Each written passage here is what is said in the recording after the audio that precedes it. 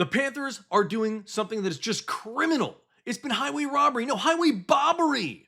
And Sam Bennett has just been a stud in the playoffs. And last night he came alive again. And Paul Maurice's genius as the head coach of the Florida Panthers has been paying off. Everything that he has gotten his players ready for in this series, well, it's paid off. They are up now 2-0 in a best-of-7 series against a team they did not have home ice advantage on, but now they do. They're coming back to Aaron Bank Arena with a 2-0 lead in this series. Guys, thank you so much for joining me on this episode of Panthers Digest. I'm your host, Greg Andrews.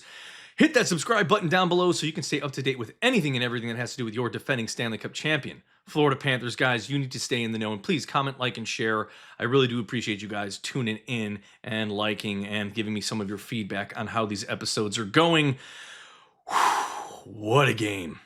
Another shutout for Bob. Another absolutely incredible performance by this team that is doing exactly what they're doing last year, or what they did last year, which is play team hockey.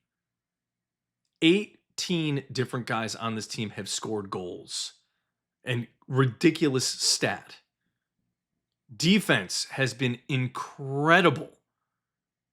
They have shut out a team that was on fire in their first 2 series, and they've cooled them down. They've just completely doused all of the fire that the Carolina Hurricanes had in their first 2 rounds of the playoffs. Just unbelievable performance by the Cats last night. I think everybody is looking at the Florida Panthers now and saying they are looking like championship hockey team. So they're looking like a championship hockey team that could repeat this year, and it's looking more and more like they might if they can keep up this kind of performance for the future. There's still a lot of hockey left until they can actually hoist that trophy, guys. There's still a lot of unknowns, and the Western Conference is a battleground, and Dallas is looking really solid too, but that is a story for a different day. We're focusing on one series at a time, and right now we're focusing on the Carolina Hurricanes. Like I said, what a great performance last night. It was all Panthers right out of the gate. In the last episode, I know some of you have said, man, you were right with pretty much everything you said in the last episode of what to expect, except for the fact that I thought Carolina would come out a little bit hotter out of the gates, a little more physical. I thought they maybe would put one on the board, not quickly, but in that first period, and then that would be it, and the Panthers would adjust defensively. Bob would stand on his head again and say, I'm not letting you guys take over this game. But man, the Panthers, just on that forecheck, it was incredible. The defenders, even on the back check when they were trying to get on their heels, and Carolina was trying to get into that blue paint and in front of Bob. It did not happen. I told you guys, they needed to stand up for Bob a little bit more, and man, did they ever. They were blocking shots, and we'll get into the numbers and everything in just a minute. And Sam Bennett, what a stud. 2 goals last night. 9 in the playoffs. He is tied for the most goals in the playoffs right now with Mikko Rantanen. This team's looking really, really good right now. From what I'm saying, I'm not going to say the Stanley Cup is going to be theirs. It's too early to say that, but man, they are giving this team a run for their money and not going to give them an inch in this series from what it looks like. And I think they're going to keep it up when they get back to Emirates Bank Arena, and they're just going to come out just on fire out of the gates and just keep doing what they're doing. It doesn't look like Brendan Moore has any sort of an answer for Paul Maurice and his Florida Panthers squad. So let's just jump right into it, guys. All right, so this is what we got right now. Florida Panthers, 5-0 win. Man, were they dominant. Like I said, it was criminal. It was diabolical. It was a clinic so far in this series. It has been nothing short of that. I'm still not going to say they didn't steal the game 1 because I still believe they did. Game 1 in any series when you're playing away, if you win it 10-1, 100-1, or 2-1, it doesn't matter. That is still a steal in my book, but last night was not a steal. That was a clinic. It was highway bobbery, and they really had the Carolina Hurricanes discombobulated. You can see where I'm going with this. Sorry with the play on words, guys. But they had them just all over the place. They have no idea what to do with the puck, how to do it, how to get by Bobrovsky, how to get by this defense, how to stop the offense. They just don't have answers, especially for our power play, which went 2 for 2 last night. So yeah, let's get into some of these numbers. 5-0, guys. Big time. Big time, big time, big time. This is something I want you guys to look at. 7 different defensemen have scored for the Florida Panthers this postseason. Look at those numbers. 7 guys. 3 for Ekblad, 3 for Schmidt, 3 for Jones, 1 for Kulikov, 1 for Forsling, 1 for Mikkola, and 1 for Balinskis. These guys are on fire. The team is on fire. 18 different plays have scored on this team. For all of you who do know hockey and know how many guys sit on that bench, excluding the goalies, almost the whole team has at least scored 1 goal in this playoffs. That's crazy to think about, guys. Really sit on that one. Do your statistical work and look at other teams in the playoffs and see how many guys have scored on their squad, how many defensemen have scored. Look it up. These numbers are incredibly impressive. Here's another impressive number. Here's Sergei Bobrovsky by the numbers of these playoffs. He actually has 10 wins right now in these playoffs. That's ridiculous. Ridiculous. Obviously, he has 10 wins because they have to win 4, 4, and 2. So that's where they're at right now. The 7-2 record, this is just ridiculous. I don't know why that number is there, but he has been playing lights out. That number went down in terms of his goals against average. Save percentage has been way up. I'm not going to get into all the numbers there. We know Bob has been incredible. I don't need to keep telling you guys that, especially after the last episode from yesterday. We went through some of his numbers for the last couple of games or last 3 games. He's just been great. There's nothing less to say about the man. He has been a wall. He has been, when I say unstoppable, I would say he has been the stoppablest, the best, the stopping. He's been stopping everything. No matter what has been thrown at him by this Carolina Hurricanes team, he has been able to pretty much stop everything. Unbelievable performances by him. We are lucky to have him. This is the definition of a championship goaltender. The numbers that he's putting up and the 3 shutouts he now has in the playoffs is a franchise record, guys. Big, big numbers. So just to let you know, before we get into these numbers, last 4 road games for the Panthers, they've outscored their opponent 22-4. Like I said, Bob's 3 shutouts, franchise record. Carolina, in the first 2 series, they only let in 18 goals in total. In these first 2 games of this series, they've let in 10. Their goaltending has been abysmal. They have not been able to stop a beach ball right now. They've made Anderson, who has had great numbers since they met the Panthers, since before they clashed. He was putting up some terrific numbers, looking like he was probably the best goalie in the playoffs. He was looking spectacular. We're now making him look like Swiss cheese. But I'm not going to say it's wholly his fault. That defense of the Carolina Hurricanes, who in the regular season was one of the best and coming into this series was one of the best, is now looking like one of the worst. So it's looking a little bit raggedy for them at the moment, but hey, guess what? Good for the Panthers. Good for the Panthers. This is good for us. But again, I don't think that this is all going to be just easy pickings for the rest of the road moving forward for the Panthers in this series. I think Brendan Moore will have his team adjust somewhere. And one thing I will say about Anderson, their goaltender, yeah, you're in trouble if you're already putting your back up into the net after he's let in as many goals as he has in the last 2 games. That's not good. I think his psyche is shaken a little bit because the Panthers have just been able to dominate on the ice, on every facet of it. Offensively, defensively, neutral ice, forechecking, backchecking, you name it. Scrums, getting the puck in the corner and trying to fight for it to make a play happen. Winning in the faceoff circle. You could see right here they did a much better job in this game compared to game number 1. 2 for 2 on the penalty, on the power play, 19 block shots. Unbelievable numbers, and they were physical, really physical. The Panthers were throwing their bodies around. There were some big hits. I was going to try to find some videos here to go over some of those hits, but man, I don't even need to. I'd rather I want to go back and watch the game again. And if you guys want to see the hits, go back and watch the game again. It was phenomenal. What a performance. Just dominating performance. And let's hope the Panthers can keep this up. Again, face-off winning in the circle. Let's keep that percentage higher. If they're able to get those block shots, this is really going to go in the favor of the Florida Panthers if they're able to dominate. And their power play has been incredible. Their penalty kill has been incredible. There's nothing bad to say about this team right now. Even though Paul Maurice, we'll get into that in a little bit, had a little bit to say about his team. But obviously, Paul Maurice is going to be hard on them because you know what, he expects perfection from these guys, even though he does have a little bit of that sarcasm to him, which is why I love one of the things many things that I love about him being the coach of the Florida Panthers. So here are the numbers for this team last night, guys. What I want to look at first isn't all the stuff on the left-hand side of your screen. It's the stuff on the right, kind of in the middle there. The time on ice. Obviously, Sam Reinhart, injured. Lower body injury. We'll go over what happened to him in just a second. But look at the time on ice for the defenders. The defensemen, I like the fact that those numbers have kind of been in that lower 20s, upper teens for certain guys. Like Jones has been on, I mean, he's averaging, I think, somewhere around 27 or 28 minutes in the playoffs right now. Those numbers are down. So it's helping him get a little bit more rest.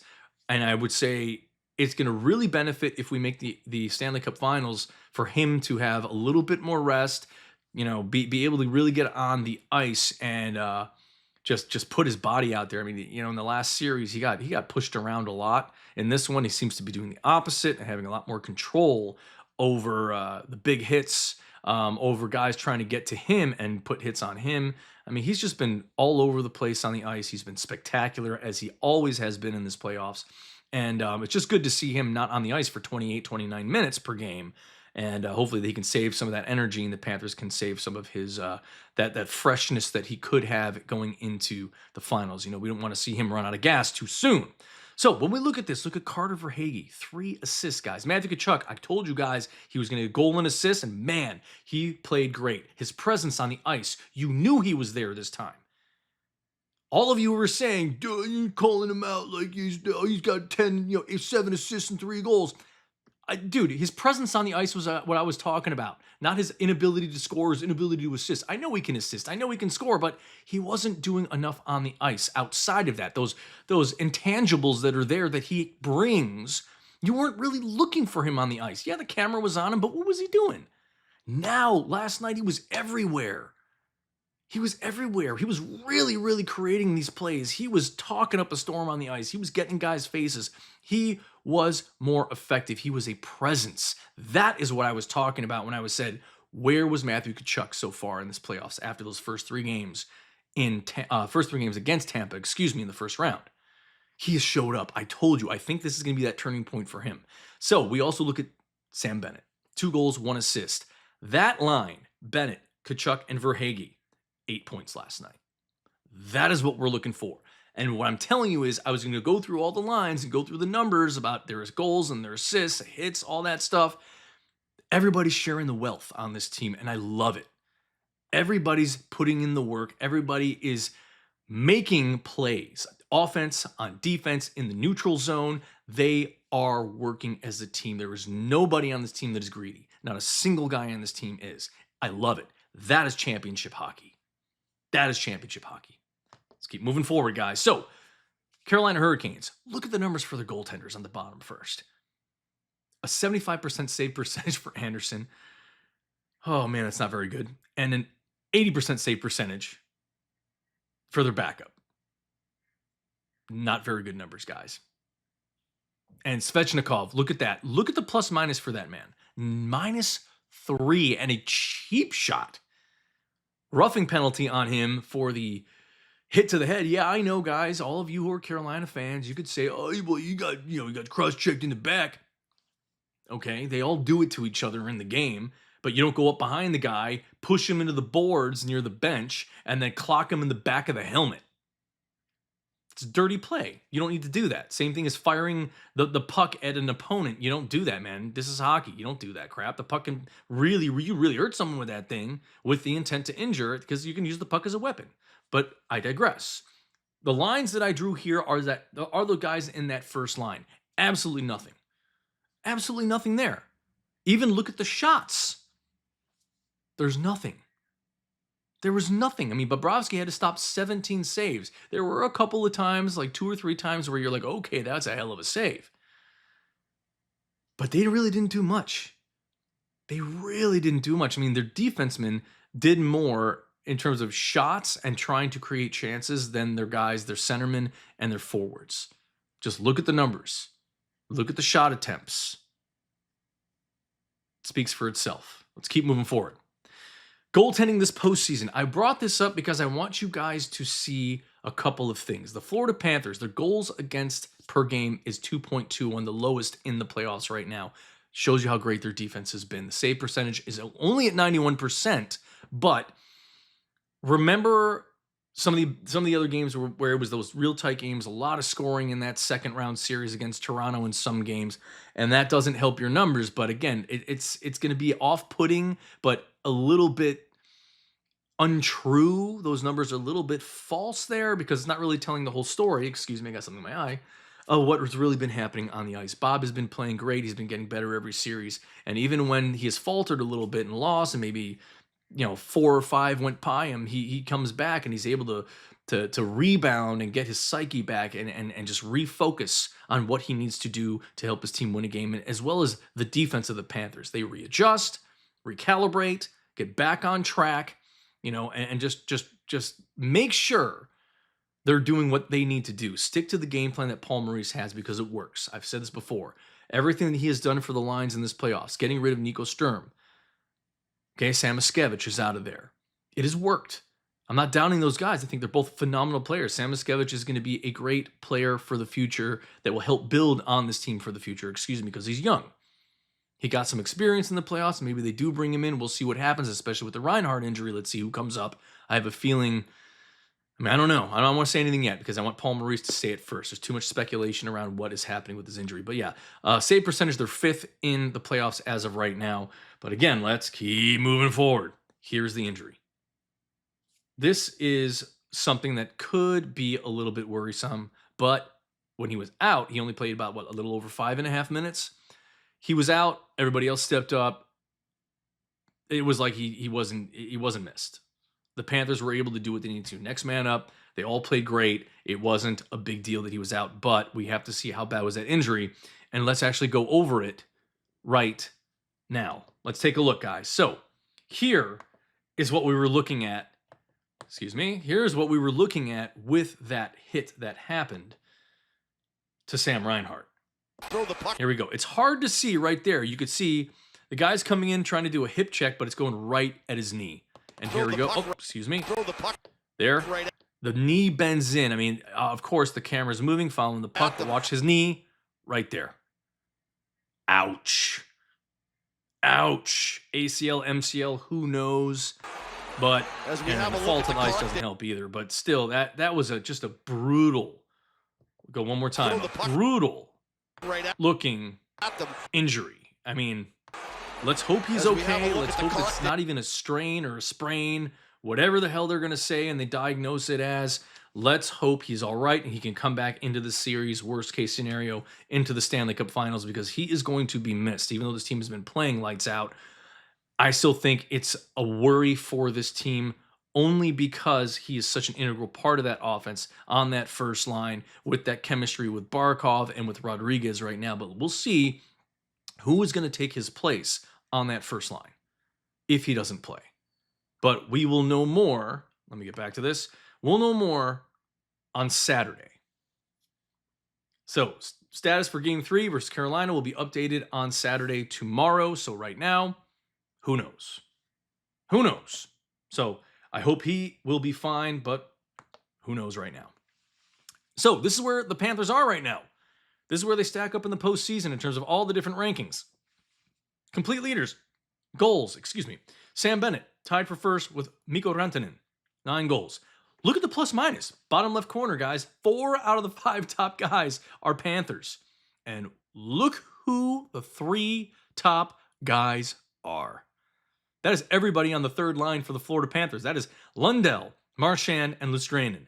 And number 4, none other than Gustav Forsling, the plus-minus man himself. All right, so that's really good news. It's just showing how great this Panthers team is playing. And then you see Sergei Bobrovsky, third, right there in goals against average. And then he is number 1 in wins with 10 now after last night's win. So impressive to see. And if you guys really want to look at those stats in terms of the player rankings right now in the playoffs, the Cats have just a bunch of guys right there at the top, but that is also because they played a lot of games, a lot more games than the other guys. So you can see a lot of those players be at the top, but still impressive to see those guys there, especially in that plus-minus category. So, postseason stats. This is what I want to show you. First in assists, second goals for per game, and almost for it, 3.93. Los Angeles Kings are up there at number 1, but guess what? It doesn't matter. They're not in anymore. So, first in assists, first in points, second in power play goals, fourth in power play percentage, first in penalty kill. Dare we say they're the best team in the playoffs right now? Statistically, I might even say the best team overall right now from what I see anywhere. Dallas looks really good too. Edmonton looks pretty solid. But if you're just doing the eye test about just what you're seeing on the ice, I'm going to have to go with the Panthers right now, guys. I have to. So, let's get back to this. I was telling you guys before, so there was one quote I wanted to show you guys, and I love this quote from Paul Maurice. It was the only little tiny bit of negativity that he had about game 1 and then the switch over to game 2 and how he felt about game 2 performance. More pretty much zeroing in on that Bennett, Tkachuk, and Verhaeghe line. This is what he had to say. I thought you saw a really veteran game out of those guys because a lot of what we gave up in game 1, they were on the ice for. They gave up an awful lot on the rush, mostly out of aggressiveness and trying almost too hard. They settled their game a bit and let their forechecker be aggressive, and they kind of read off each other. They were very, very good tonight. So a little bit of that negative. He had a little bit of, I didn't like what I really saw out of that line because they were the reason why we let in a couple of goals. But hey, they played phenomenal hockey last night. They were the line in the game last night. So an unbelievable performance by that second line. Let's hope they keep it up. And I told you guys, sorry about that. I told you guys Tkachuk was going to have a great game. Bennett looks like he's really getting back on track with those 2 goals last night.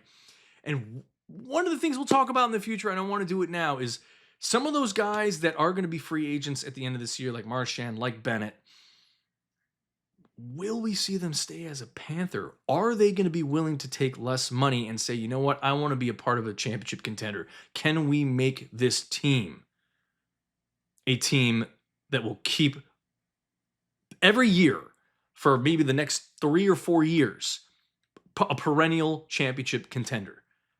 Dare I say a dynasty? I've said this before in past episodes. I'm not going to say that because one championship doesn't make you that. Even if you make 3 years in a row into the Stanley Cup Finals and you win one of them, that doesn't mean it. If you win 2 back-to-back championships, you're still not a dynasty.